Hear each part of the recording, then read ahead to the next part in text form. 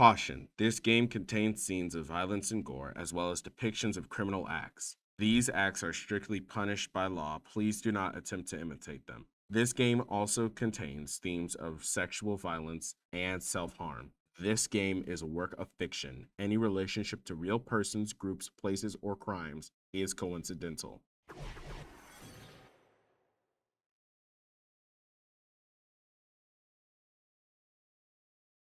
Before I knew it, I was slowly walking on a rooftop all alone.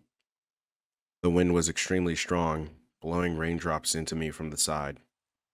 What was strange, though, was that I didn't feel cold. I remembered this place. It felt like I had been there many times before. Oh, I knew where it was now. This dreary scenery surrounded by a fence. It was the school rooftop. I took a look around me, but the rain had made everything so hazy I couldn't make out anything.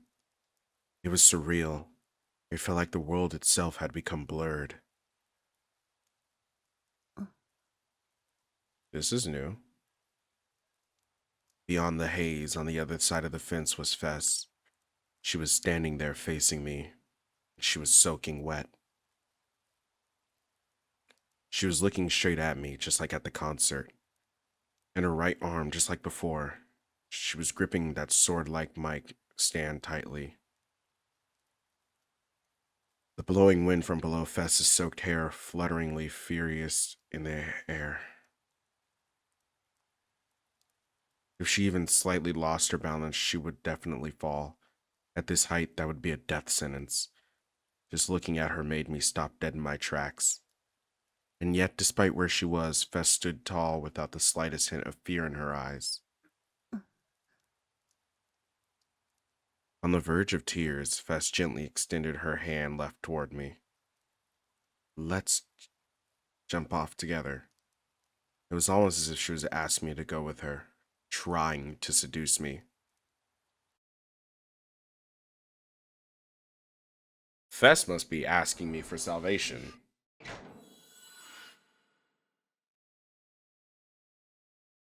I want to give in to Fess's seduction.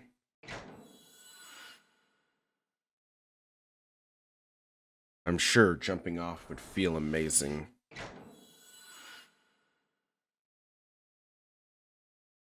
I don't care if I die, as long as it's together with Fess.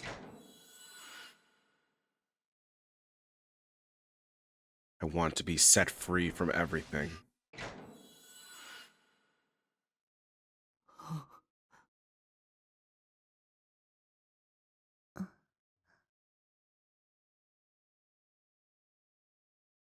I couldn't give any response. I had no idea what to do. Fess said nothing back to me either.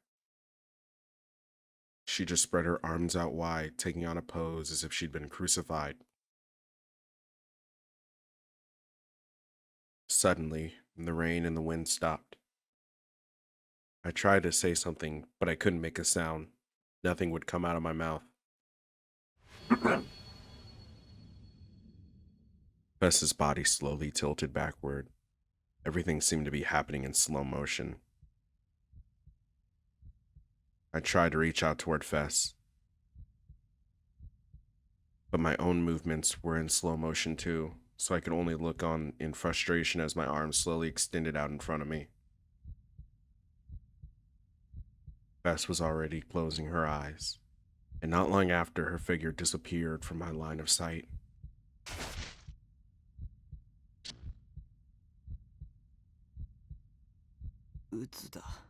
God, that's depressing. I'd been getting lost in my own delusions as usual, but it all gone south pretty quickly. Well, that just goes to show how strong the aura Fess gave off truly was.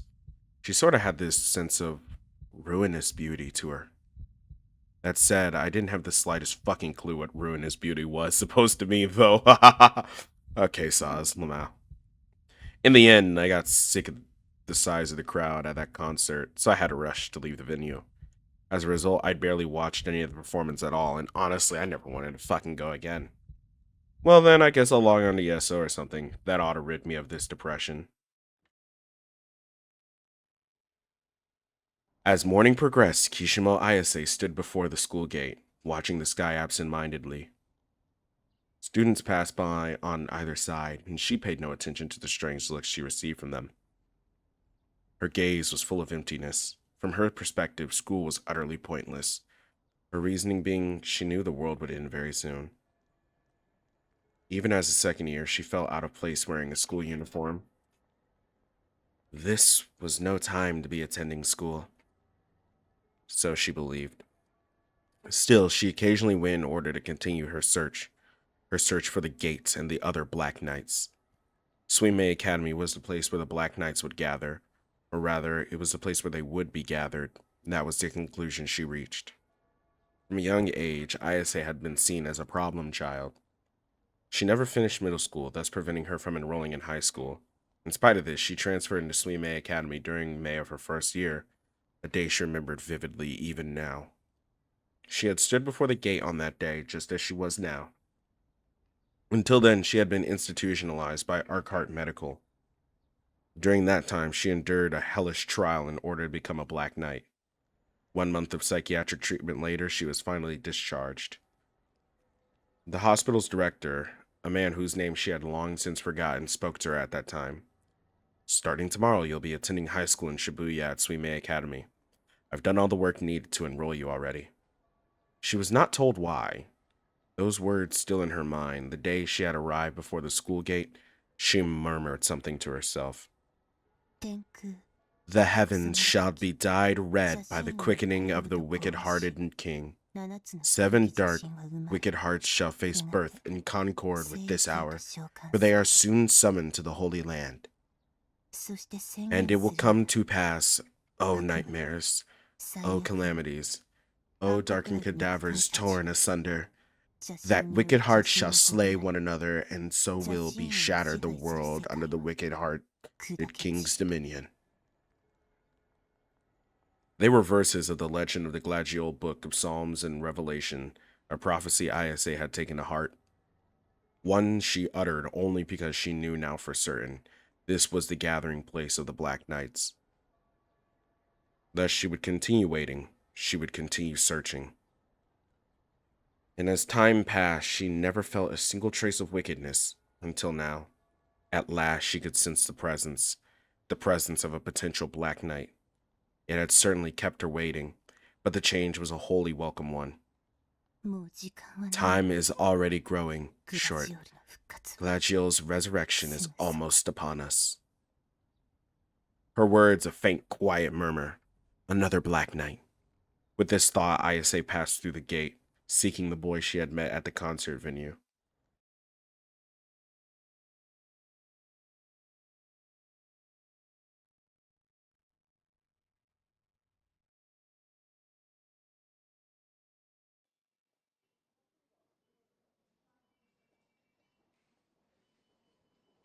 Wait a minute. Something's not right here.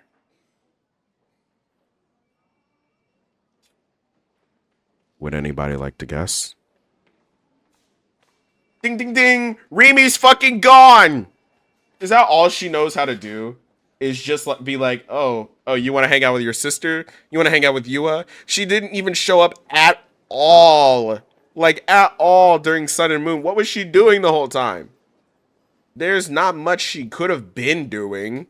Because when you really think about it, what does Rimi do that she didn't do in the main route? What could Rimi possibly do to do things differently that she didn't do in the main route? I mean, I get, maybe Rimi shouldn't show up during the route that's exclusively for Nanami and for Yua and for Ayase. And that guy over there, he has a Nintendo DS. But, like, still, it's just funny to me to think about how Takumi was stuck in his house for, like, what, a day, maybe 3. And in this time, the third melt would have happened.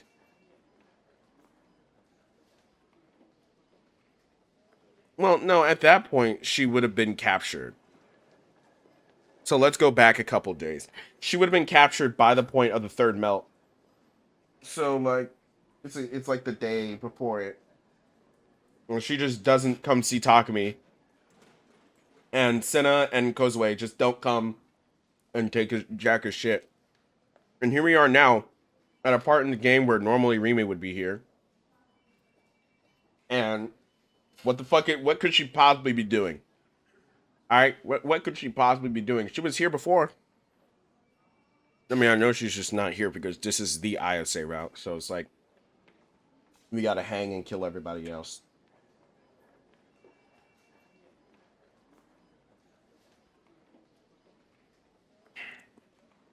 I showed up at school on Thursday for one reason and one reason only. To meet up with Misumi-kun so we could go see Ayase in the hospital.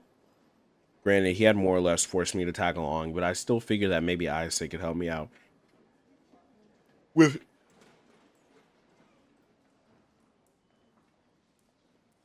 Rimi seemingly out the picture, I needed someone else to protect me, and Ayase was one of the candidates I had in mind. So maybe, just maybe, if she had already recovered somewhat, she might have been able to do the thing to that effect.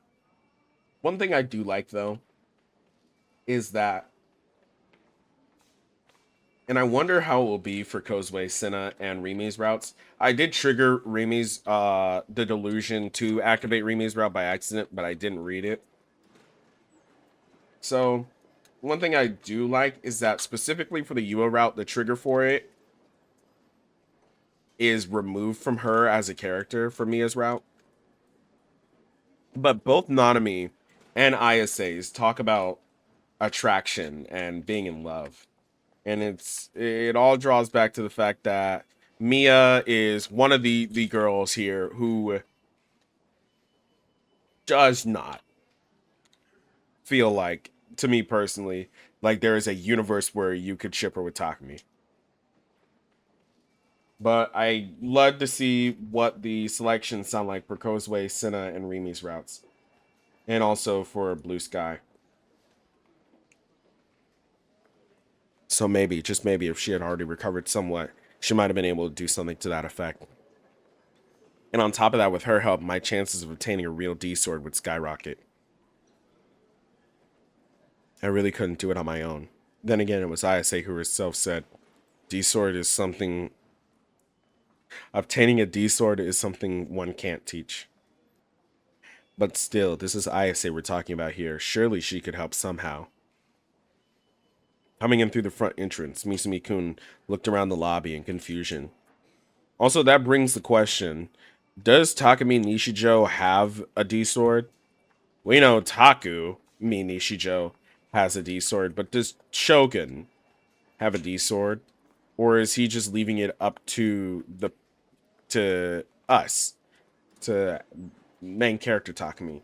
And also, would they both be able to have a D-sword? I know that his powers are killing him, right? And even making Takumi is killing him. But if they both, let's say that they could both have a D-sword, would they? Would the power of it be cut up?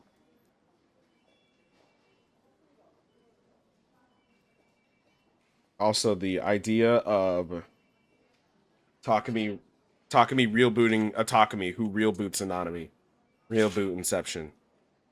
What's wrong? I called out to him. Well, I was just trying to figure out where Kishimoto's room was. What the fuck does he sound like that? Had he seriously come this far without knowing that? This guy was beyond belief sometimes. This is the outpatient ward. The hospital ward is next door. Shit, that right?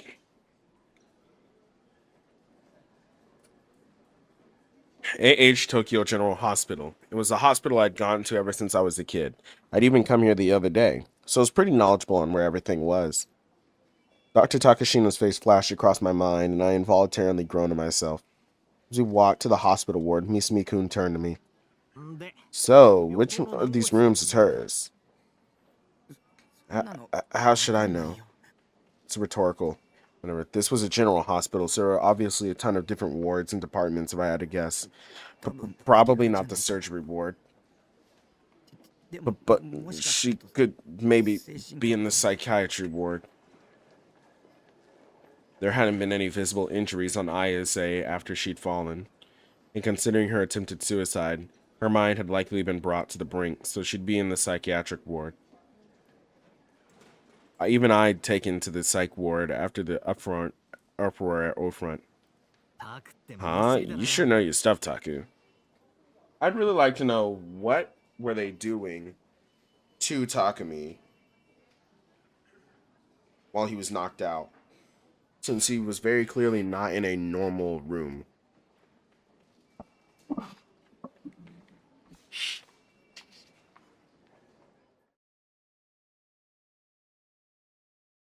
Thinking that wandering the ward would cause problems for the patients, we decided to ask for help at the nurse's station, and like I predicted, they told us that she was on the floor for psychiatric patients.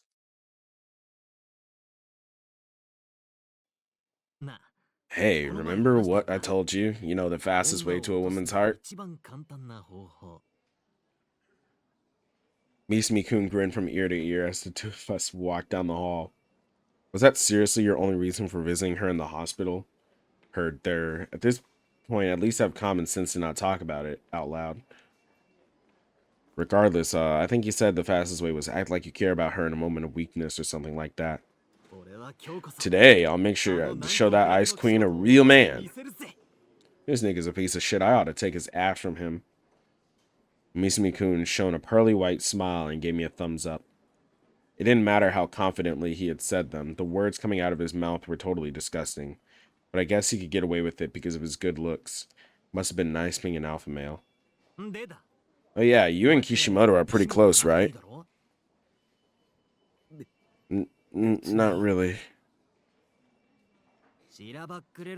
Come on, you can't fool me. Whatever, just follow my lead. Put in some good words for me as we go. Something like that. Yeah, Mizumi Daisuke is a great guy. I trust him with my life.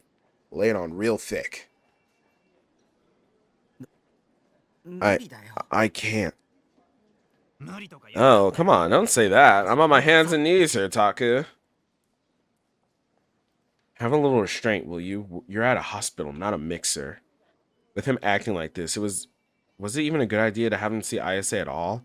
It wasn't like she really cared much about him anyway. The pit in my stomach was getting deeper and deeper by the second.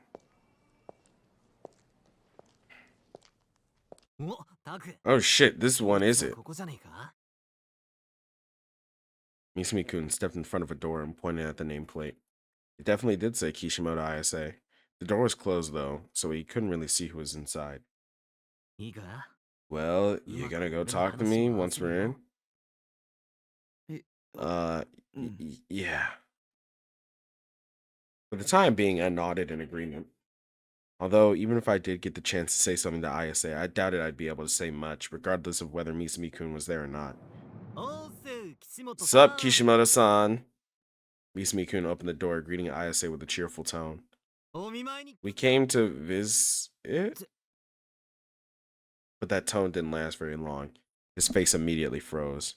Wondering what made him stop, I decided to peek over his shoulder.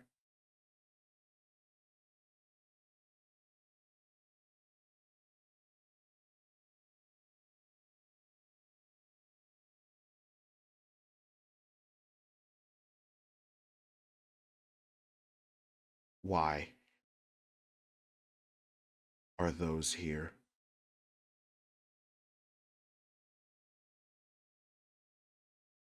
The room was about 10 square meters in size. The past entrance, there was a bathroom to the right, and a bed in the back, and on the bed,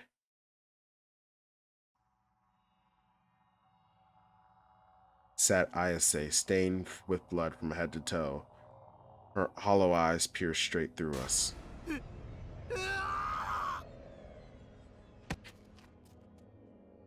Misumi-kun let out a pathetic scream, then shoved me. Nigga, move!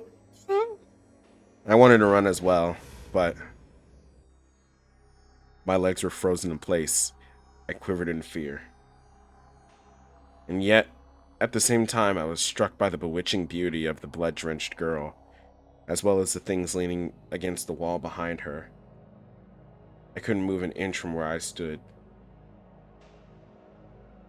The objects resting there, as if it were the most normal thing in the world, were D-swords. 3 of them to be precise, including the one I'd seen her wielding before. Each one had a different shape.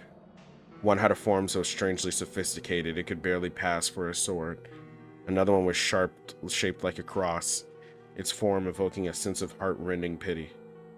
The last one, which Ayase used before, appeared mystical yet aerodynamic. Did Ayase have 3D swords?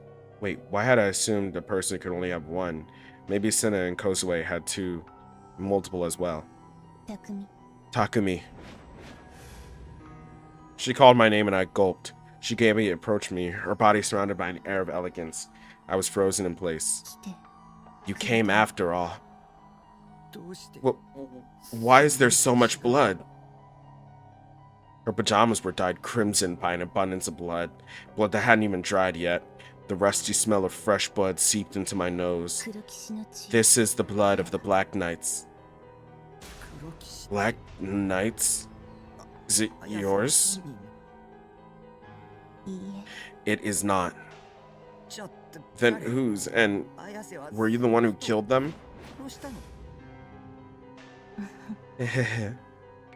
Ayase smiled a wide smile and then she giggled. You must be frightened, Takumi. She stroked my cheek with her blood-soaked fingers. But what frightens you the most lies within your own heart. You must cleanse your wicked heart of impurity and safeguard only the purity that remains within. If you can achieve this, you shall obtain your D-sword. You must obtain it at all costs. You are a Black Knight. You possess the strength to do so. But if I get a D-sword, are you gonna kill me too?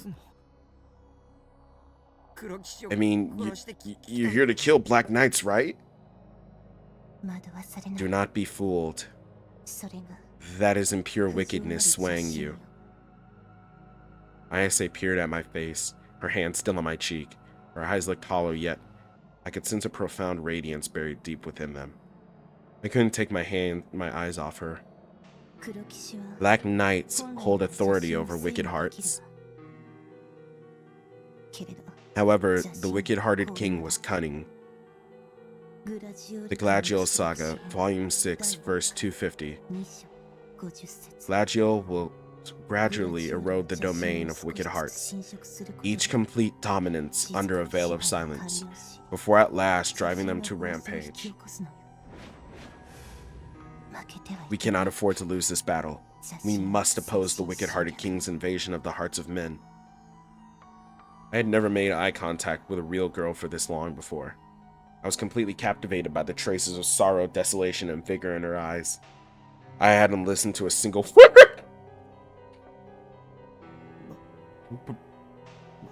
Protect me.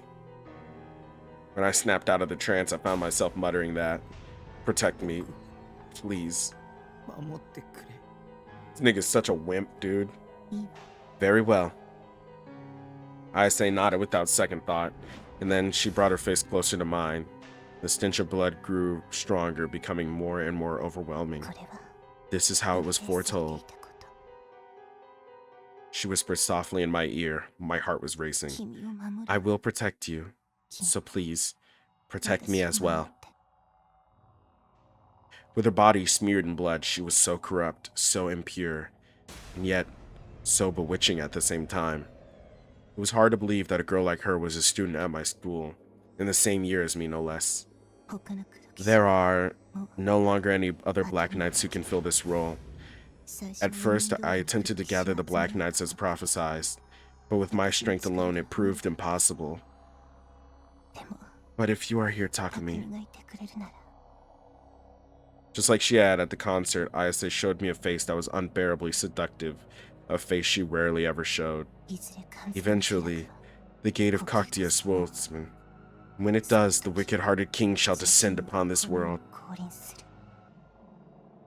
That is why we must hurry and collect them. All 7 D-swords. You and I, together. There were 3 D-swords leaning against the wall. In other words, there were 4 left. One of them is the D-sword you must obtain yourself. I already tried. I couldn't do it. Back at O-Front, I'd come so close, but in the end I threw it all away. I'd given up completely on getting a D-sword. Do not succumb to despair. Many more opportunities shall arise. It is already visible to you after all. That alone is evidence that you are a Black Knight. So, eventually I'll be able to do it. If you can conquer the impurity of your wicked heart, then that is certain. What was wicked heart supposed to mean? Was she saying my heart was wicked and impure because of my perverted delusions or something? Yes. Oh god, it would not be easy to conquer that. Probably even impossible to fuck. Ayase let go of me and returned to her bed. When she did, she began undoing the buttons on her pajamas. I will be changing clothes now. Wait! Flustered, I instantly looked away. I figured I should probably leave the room, but right as I went to, stay. After hearing that, I couldn't move an inch. Takumi, you're a gigolomaniac. Shut the fuck up, bitch. Don't ever touch me again. You might beat the shit out of me. Takumi, you are a Black Knight of Gladio. Yes, ma'am. The only thing I heard after that was the sound of Ayase taking her clothes off, echoing throughout the quiet room. The hospital room wasn't very big. It was slightly larger than my base, but still pretty small. And so there I was, alone in a tiny room with Ayase, and she was right behind me, changing clothes. I could tell it was happening right behind my back. Shit. I was so nervous, but why? It made no sense. It wasn't like I wasn't used to this kind of stuff. There was a scene that happened just like this in that one Eroge. A slime girl appears, with CGs by Azuma Matasema. Why do you look away, Takumi? Because I shouldn't look. My voice almost cracked as I spoke. Are you abashed? Are you not? Was she trying to tell me that it was okay to look? I mean, I wasn't into real girls, not even remotely. Okay, nigga, you would pop a boner if you saw her in her underpants. That being said, if she was giving me permission to look, I wasn't going to say no. You should be made aware that you are being fooled. Those feelings of yours, they are proof of his erosion in your wicked heart. Fooled? By who? The wicked-hearted King Glacio. Is she Nature Boy? Is she saying to him, I'm naked with my Takumi. I have sex in front of my Takumi. I'll never be ashamed of sex. My Takumi. I'm making love to his sister. After that, I'm done. I'm laying there chilling. And he grabs my titty. I let that happen. And he's playing with my titties. And he grabs my titties. I let that happen. He's my son. He grabs my penis. And he's playing with my penis. I let that happen. Who's Glacio? The wicked-hearted king, nigga. Have you not been listening? A wicked existence. The manifestation of negative delusions. The collective unconsciousness of the darkness that dwells within the hearts of all. A deity that will bring about the end of the world. There are many ways one may put it. Does that guy use a wheelchair? Like, is he disabled? Glacio does not always take human form. I have finished. You may look.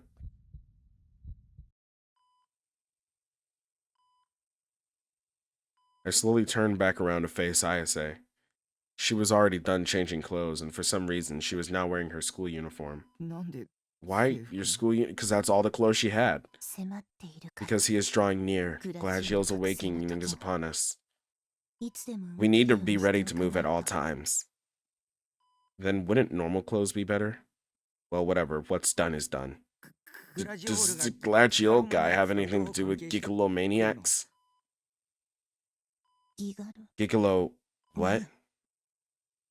Ayase raised her eyebrows in confusion. Seemed like she didn't know. Maybe gigolomaniac was just the term that Senna used for them. Well, it's a scientific term. Gigolomaniacs. That's what Senna called people with the D-sword and powers. She said that the D-sword is like a channel or something, connected to the Didac Sea. I suppose everyone has their own names for things. A D sword is a materialization of one's own wicked heart.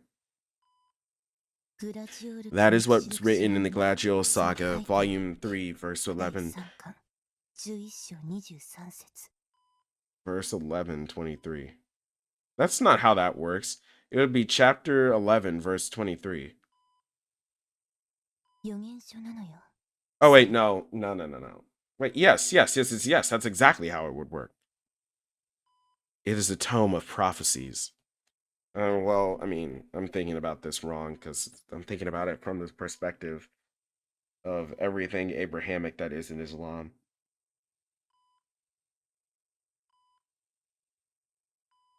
As she said that, her gaze was fixated on the book in my hands. Everyone seems to believe that my lyrics contain foreknowledge. This is because Gladiol is making Nugent happen. But in truth, I simply take inspiration from the Gladiol Book of Psalms and Revelation. I don't think I've seen the CG before. I like it. Which must mean those psalms are some sort of written prophecy. How did anyone else notice this? A written prophecy? Are you kidding me? I'm completely serious. Everything happening in Shibuya right now, and everything that will happen, has been foretold in the form of story by Ziegler.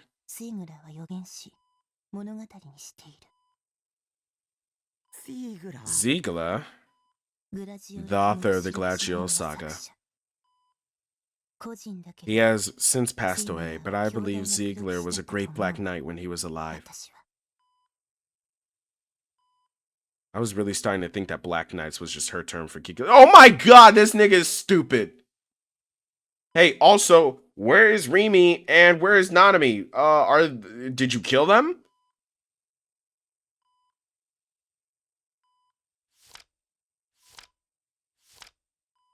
I skimmed through the book I was holding, the Gladio Saga, Volume 17, the Book of Psalms and Revelations, and what I saw shocked me.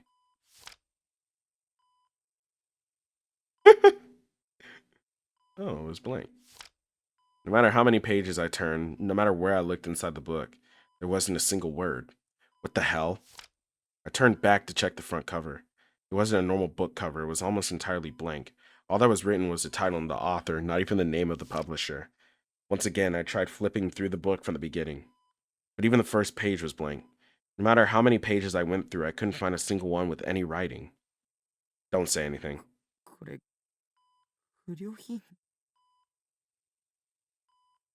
What do you mean? I mean, is this just completely blank? What are you saying? Everything is written there. I've read through it countless times. What are you talking about? Look. I shoved the book right in Ayase's face. I don't care what you say. That's totally blank. It is not blank at all, though. Yes it is. Nigga, can you quit? There are words written right there. Can you not see them, Takumi? Was she screwing with me, or was she? Maybe Ayase had been a complete mental case all along, and I'd only realized it just now. So, you cannot see them. And you are being eroded by the wicked-hearted king. Ayase was dead serious. She didn't really seem to be joking. In fact, I was pretty sure I'd never seen her crack a joke once before. Spoken to her like 10 times, dude. I took another look at the book, but I really didn't see a thing. It really looks blank to me.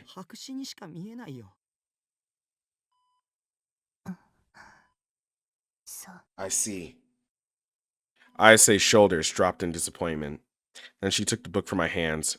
Her hands were cold to the touch. Have you ever thought about it? Huh?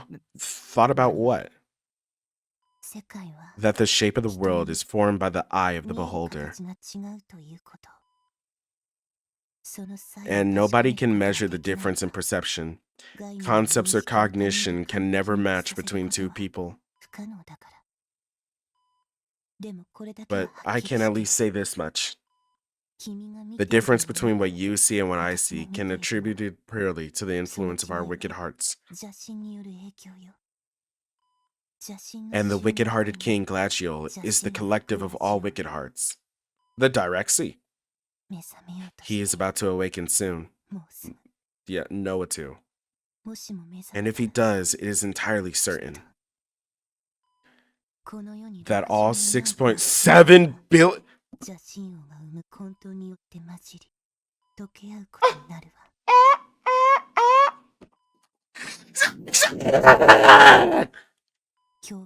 Boundaries will disappear. All shall be consolidated by the wicked hearts into a single world. Everything will be reborn in chaos, lacking any pattern, only to perish in an instant. Concepts, cognition, causality, all of them will shatter. A world including everything and therefore containing nothing. Like any other legend, this calamity too has been prophesized. By the revelation, the Psalms of the Apocalypse.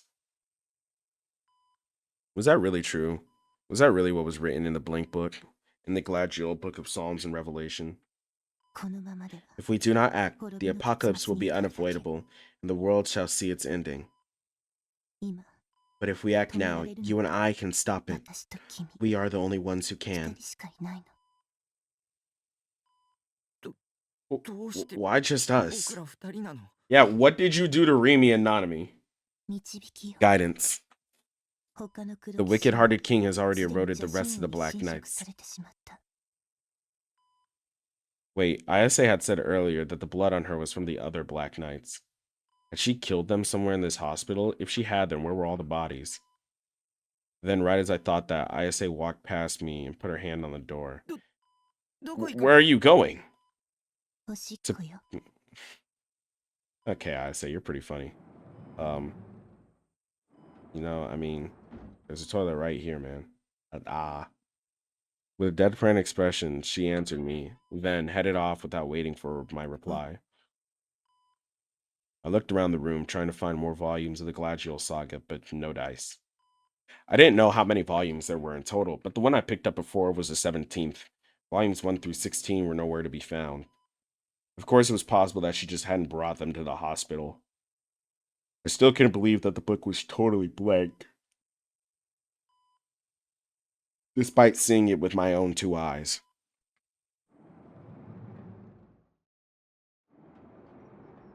And so I left the room before Ayase came back.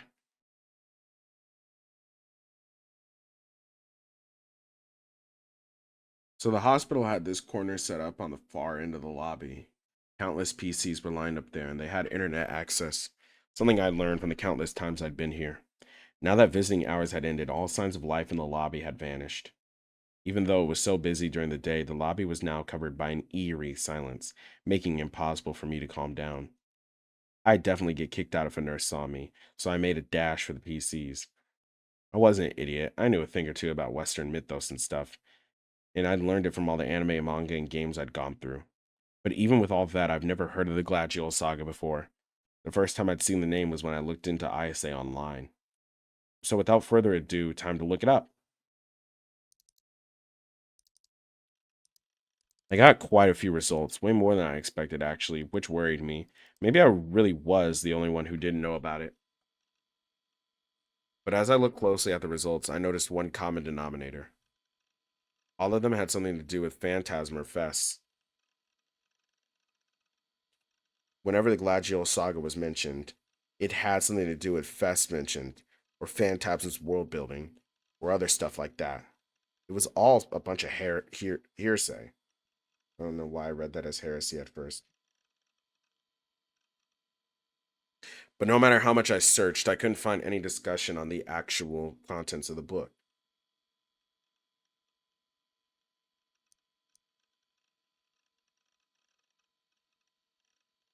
There was a wiki entry for it, but it barely even touched upon the premise. A fictional series of high fantasy novels based on the Eastern European myth of...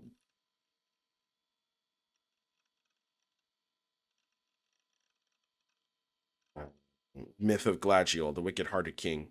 Told over the course of 23 volumes, it depicts the battle between 7 Black Knights and Glacial. It was written by R.C.O. Ziegler from 1929 to 1951. The series has been translated into several languages, but it never gained widespread appeal due to its rather esoteric writing style. That was all that was written there. Compared to the pages on other legends, each of which were filled to the brim with information, this one felt a little lacking. Even the wiki page on the D swords went into more detail than this. Since this was wiki pedophilia, the free encyclopedia that anyone could edit, there was really no way to justify its accuracy. Also, why is it called that? I looked up pedophilia and there's no other definition of it that I can find. So, I mean, at least in English. I don't know. Maybe it's something. Why is there a folder called trolling? Why is there a folder called URA? The picture on the D-Sword page had been entirely off the mark, for example. In the end, there was one thought that kept coming to the forefront of my mind. What if the Glacial saga was simply a product of Ayase's delusions? Maybe Ayase was trying to create some sort of Lovecraftian mythos or something. Hell, Lovecraft himself, if I remember correctly, had used his books to share his crazed delusions with others. If that was what Ayase was doing with her songs, then all this, even though it might have sounded kind of cool, was just a whole load of crazy, I'm not saying that, bullshit. And to make things worse, Ayase didn't seem to realize that. She was confusing it with reality. Was everything Ayase told me nothing but her insane delusions? Maybe the whole apocalypse thing was really some delusion she wanted to see. Typical Chunibyo stuff. Tortured kids who wanted to see the world burn. Ah, yeah. I guess that includes me. If that was true, then what exactly did Ayase want to happen?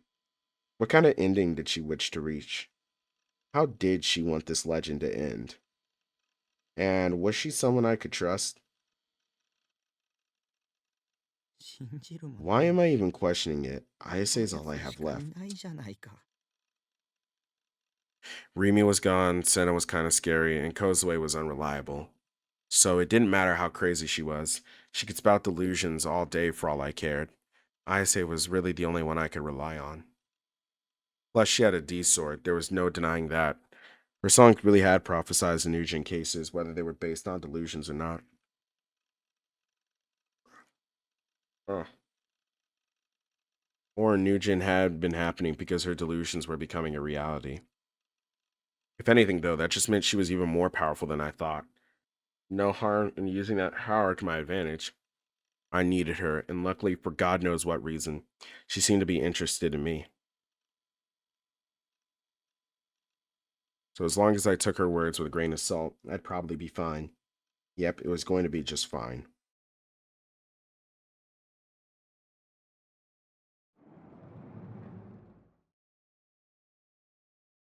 When I came back to the hospital room,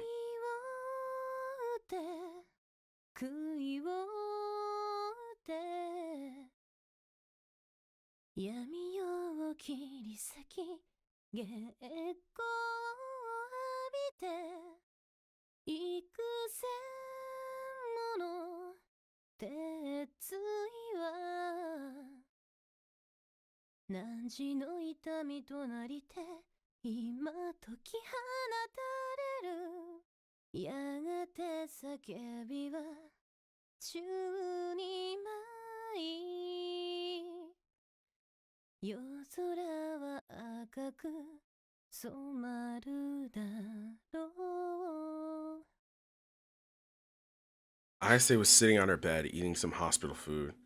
Wait, she wasn't actually eating it. She was just listlessly poking her frozen tofu with her chopsticks, all while quietly singing a song.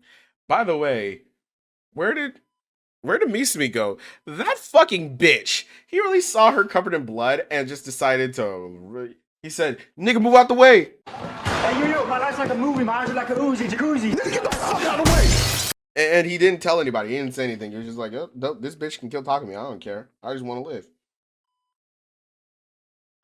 It was one of the prophetic phantasm songs that she'd foretold the third Nugent case, the crucifixion. It was called A Contract of Blood to Seal Our Sin. I was familiar with it myself, as I had bought the album. A Contract of Blood to Seal Our Sin. Both Rimi and Takumi met there for the first time that night. But in this case, Ayase wasn't striking a steak, rather she was striking her chopsticks into her tofu. I suppose it was rather close to stabbing.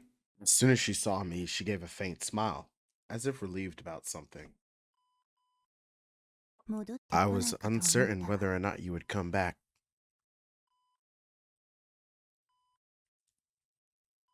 Where did you go? I just wanted to look something up, so I went to go use the PCs in the lobby. Sleep here tonight. With me. That shit! It didn't even fade in. It cut on instantly. As soon as I clicked the A button on my controller. Boom, boom. That I flinched instinctively at Ayase's bold request. Had I tripped a flag without noticing? Are you hungry? You may have some if you wish. She picked up the frozen tofu with her chopsticks and offered it to me. Are you only offering because you don't want it? Yes. She pursed her lips into a smile. The hospital food is abominable. Its wicked heart is drenched in impurity. Of this, I am certain. God damn it, wicked heart's this, wicked heart's that. Was that all she knew how to say? If the two of us were talking online, she would have been banned for spamming by now. Then is it still safe to eat, even if its wicked heart is tainted? But yours is already tainted, is it not, Takumi? All those boxed lunches and instant noodles, they are a prime example of tainted food. How does she know? If you wish to awaken as a Black Knight, you should halt your intake of them. Okay. What do you usually eat, Ayase? Chocolate. Chocolate? Shouldn't that be tainted too? No, it's not because I said so. Was that actually all she ate? Chocolate? Talk about an unbalanced diet. Hers was even worse than mine, the fuck? Chocolate is fine. Its sweetness has the power to... I love this girl! Bullshit. You may talk fancy, but you really have a sweet tooth. I like seeing more of her actual... Well, not her actual personality, because, you know, she doesn't have a fake one. But I like seeing more of her than just her being serious and staring off into the sky and being esoteric. Anyhow, Takumi, open wide. Ayase brought the frozen tofu close to my face. Yeah, I'll pass. I'm not really a fan of frozen tofu either. I'm good. I cannot accept that. What the fuck was going on? This wasn't fair. I really feel like she took him saying, protect me, please. And going to him, well, will you protect me as well? Him saying yes, as a declaration of something. It's every man's dream to hear a girl say, okay, so why did it do nothing for me? Maybe it was because the food was Ayase's unwanted leftovers, or maybe it was because she was a real girl. Well, she definitely wasn't going to give up trying to feed me, so I reluctantly opened my mouth. As I chewed the tofu, the broth spread throughout my mouth. Very good. Now you are one step closer to becoming a Black Knight, Takumi. I sure didn't feel any closer. And now for your vegetables. Please, Ayase, no more.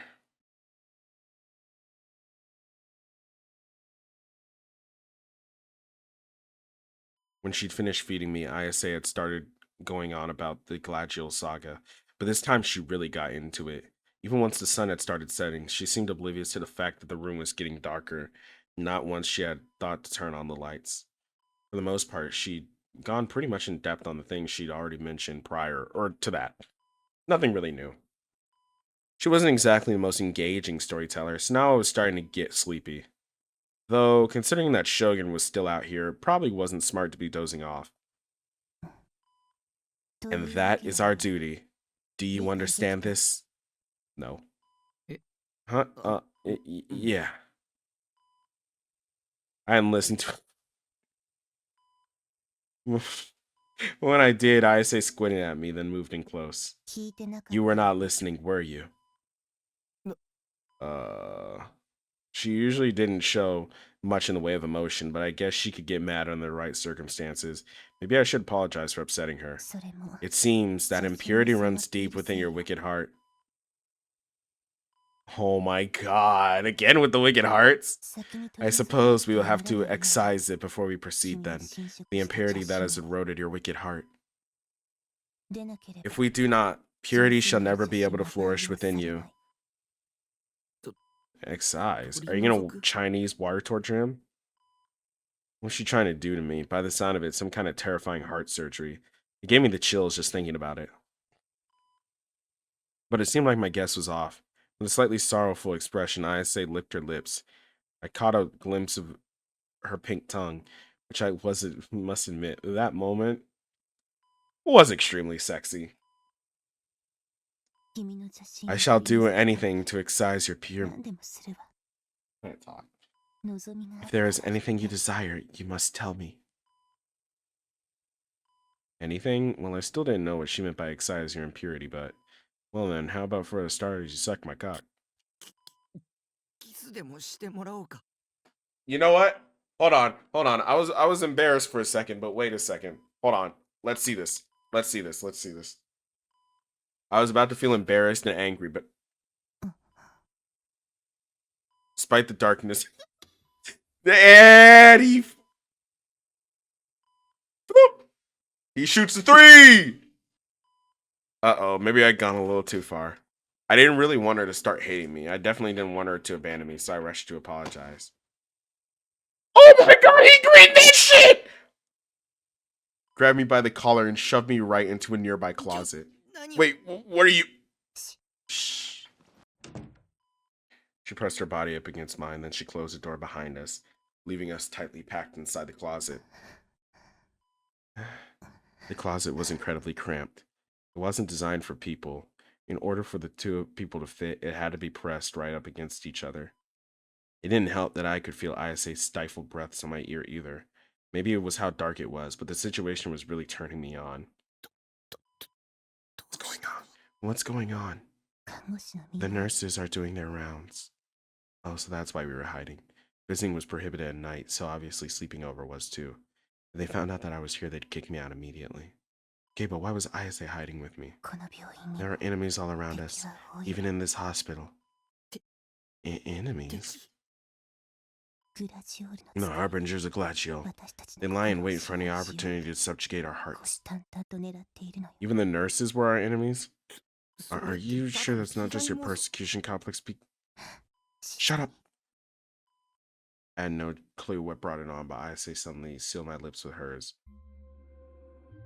He greened that shit! Oh my god! All the way from the other side of the court!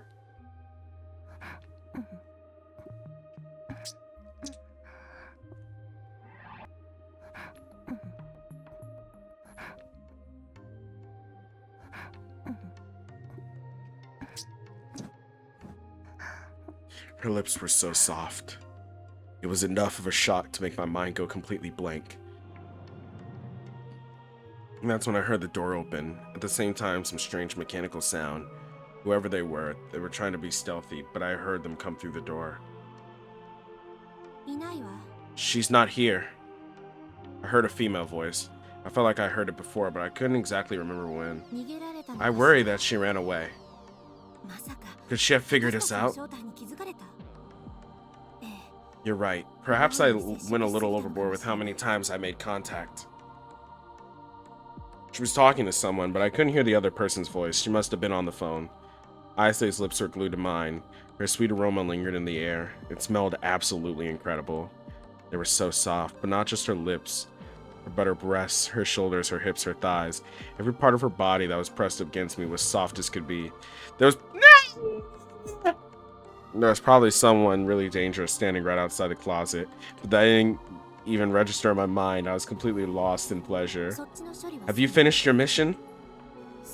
Oh, so that was just step 1 then. I see. It's about time I head for Scramble Crossing then. Oh, it's the night of the 3rd melt. See you later. May the divine light save you, Mamoru. Shinko no Sukuyare. It seemed like they'd finished their conversation, and with that, the suspicious woman silently left the room. I could tell that the coast was clear. It would probably be safe to come out the closet now. But Ayase still hadn't let go of me. And then for only a moment, she pulled her lips away from mine. She looked at me, tears welling in her eyes. Takumi, I will be your guide, and you will be the Messiah. It has been decided. Therefore, I will do anything. Any wish you have, I shall grant it.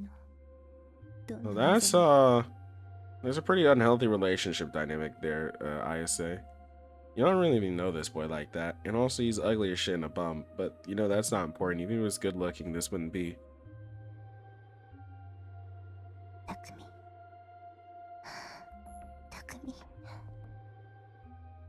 Ayase kissed me again, except this time it was nothing like before.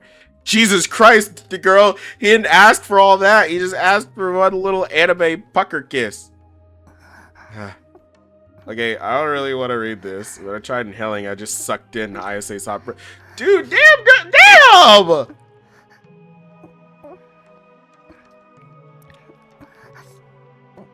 Ayase's saliva spilled into my... Okay, mute the game audio. It tastes incredibly sweet.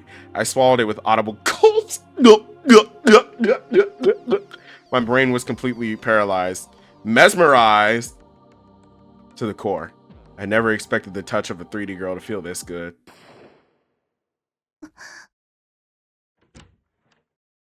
I heard the sharp sound snap off in the distance. Startled by the noise, Ayase backed away. What was that sound? Her lips were so... Hey, quick question. What did you do to Nanami and Rimi? I still want to know, what did you do to them? I couldn't care less about the sound. I just wanted to get back to making out. Nigga! Oh my god. He's such a fucking loser. There are more important things to get your dick sucked. Wait, hold on. Had Ayase been with other... God damn it! If so, then wouldn't that bring down the whole experience? I'm sorry. Does this nigga only play eroge where you're in high school and it's your first time with a girl? Has he never played anything about somebody's mom? Or grandma? Because I have. Nah, there was no way Ayase had past experience. No normie would want to stick their dick in someone this crazy after all. Even me, Subiku. He only ran away from her because there was fucking blood on her. If she hadn't been bloody, he would still be trying to stick his dick in her. I'm sorry, Takumi. You know, I forget that you're this much of a loser sometimes. You mustn't... Damn, she locked the fuck in.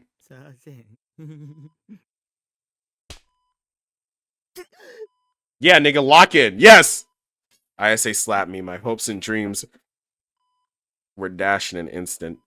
And in their place, anxiety arose. I felt like I was about to cry. Ayase was staring daggers at me, but I couldn't help but cling onto her all the same. I'm sorry. Please don't hate me.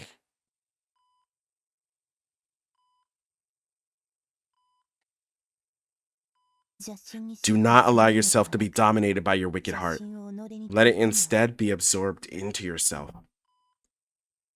If you do not, you will never awaken as a Black Knight. Never forget this. Okay. Pretty sure the reason I gotten all turned on was because of the kiss, not all this wicked heart stuff. But I couldn't be bothered trying. You notice how she's not turned on even though she was doing crazy shit? That's because her heart is pure and not wicked like yours, horny ass nigga. Get out of here. Let us go. Go where? Oh shit, yeah, Sua's here. He killed Bon. He just killed Bon.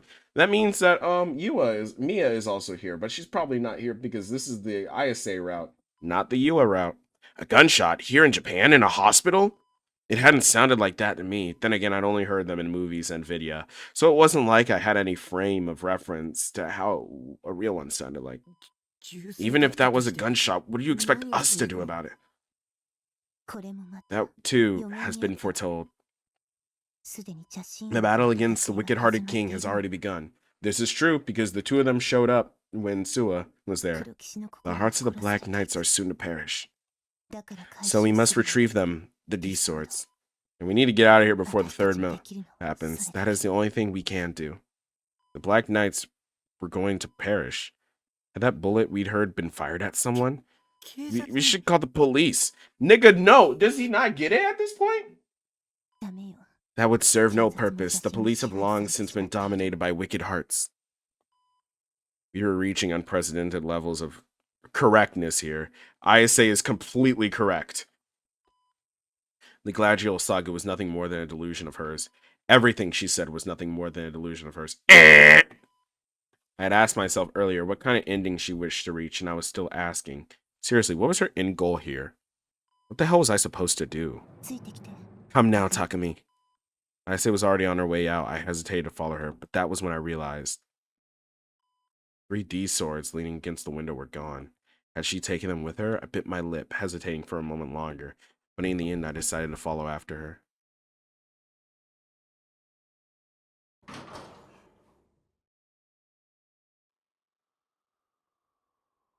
Ayase had gone straight for the rooftop. It was almost as if she knew exactly where the gunshot had come from.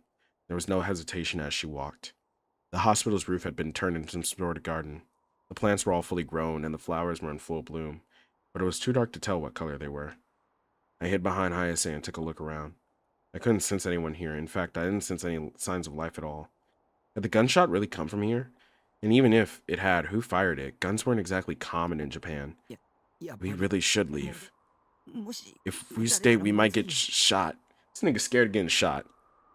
But Ayase didn't listen to my pleas.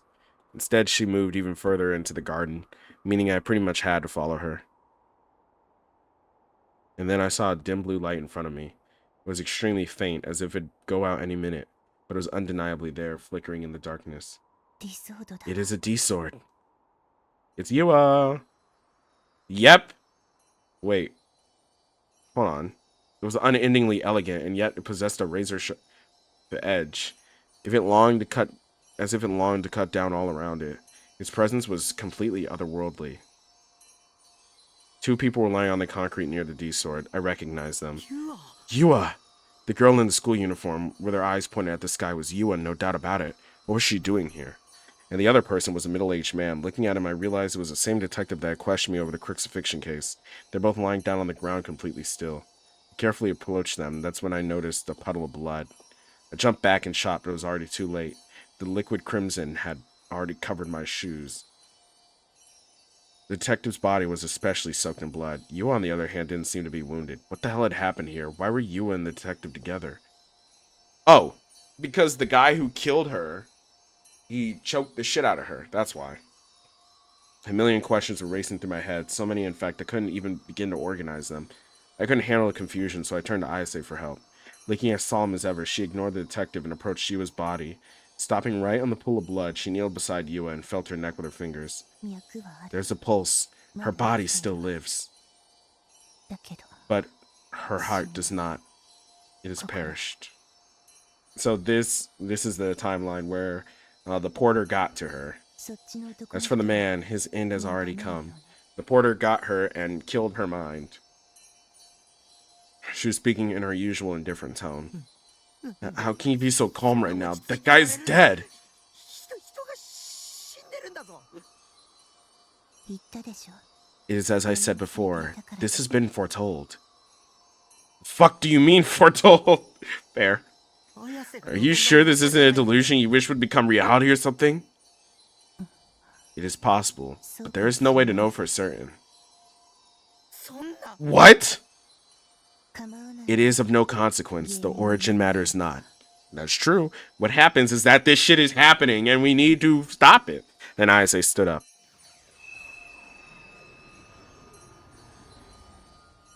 And pulled her D-sword out of thin air. took a D-sword, glowing bright red, and touched it against a D-sword that was stuck in the ground. Suddenly, a high-pitched resonance reverberated through the air. A resonance so shrill it felt like a drill was carving an ear in my hole. Or at least, that was the image being revoked. Immediately after the sound began, the shapes of the two D-swords began to effortlessly distort. Their transformation completely ignored the laws of physics. It was like they were made out of liquid or clay. The two swords warped repeatedly as if writhing in pain. We don't even know reality from fantasy. The resonating sound only got worse. Unable to bear it, I tried plucking my ears, but it didn't help in the slightest.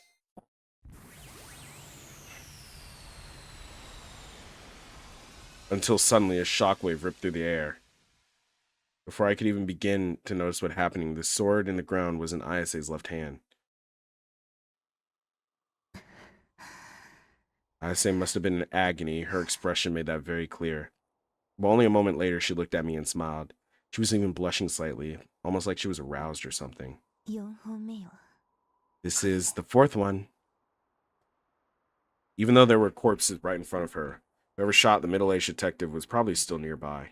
How could she put that sword literally over everything else? Was it really that necessary to get the ending she wished? Did she really need all 7D swords to be Glacial? Did Glacial even exist? All those who become gigalomaniacs broke at some point in their lives. Wait, so, Nanami, did she break because of her brother being, I don't think, I mean, yes, maybe it could have, the stress of seeing what her brother became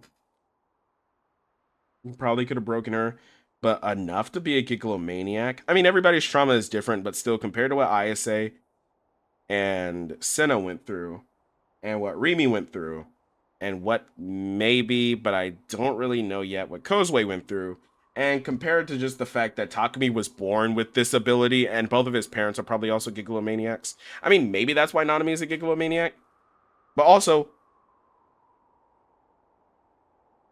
oh, I guess that's right. I guess that the death of Yua is what broke Mia. It's not like there's a time limit on when you can become a gigalomaniac. Whatever. I remember what Senna told me. I suppose that meant Ayase had also been broken at some point. That mean I'd eventually break too? No, you already broke, dumbass. Well, the eventually pro is probably unnecessary. Well, actually, no, you didn't break. You're born with this ability, considering you could see it, and you did it. After all, I felt like I was gonna break thanks to everything happening to Ayase. Ayase quickly erased the D-swords. The two of them vanished, as if dissipating into the air itself. So, should we report this to the police? Yua was my enemy. I wouldn't lose any sleep about leaving her body here among all this carnage. But I had already stepped in blood. My shoes were leaving red footprints all over the pavement, which would yet again be enough to make me a suspect. We will not be doing that. A wave of relief washed over me. Ayase was gazing up in the night sky. Her expression seemed slightly sorrowful. It is drawing near. Drawing near what was? According to Ziegler's prophecy, Glacial's awakening is upon us. Be vigilant, Takumi. A calamity is about to befall this world. You are about to experience a world the likes of which you have never seen before. But you mustn't lose heart. If you do, overthrowing Glacial will be impossible. Ayase's voice lacked its usual composure. It was almost like she was scared. Would it really be that bad? Whatever was about to happen, or should I say the delusion that she was about to turn into reality? I'm not ready yet. Then hurry and ready yourself. We are out of time. Ready myself? Colonel, that's a lot easier said than done. I don't even know what you think is supposed to happen. And what am I supposed to do? The world shall soon fuse. Their consolidation has begun. Ayase mumbled that to herself, looking up at the sky. I decided to look up at it too. There it is, the third melt. In the sky, I could see the single spot dyed with vivid white. A white so bright, it spoke out like a sore thumb in the night sky. What even was that? I gulped. Come to think of it, hadn't some people reported that the sky turned white right before the last earthquake? The white spot was gradually expanding, and an inexplicable sense of restlessness to it. It left me completely speechless. Glacio has awakened.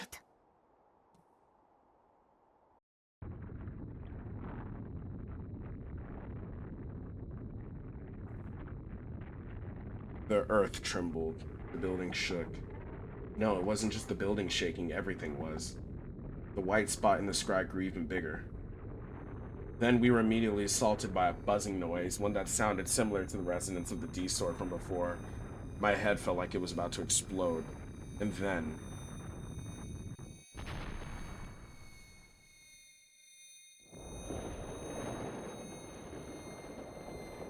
the world was dyed completely white.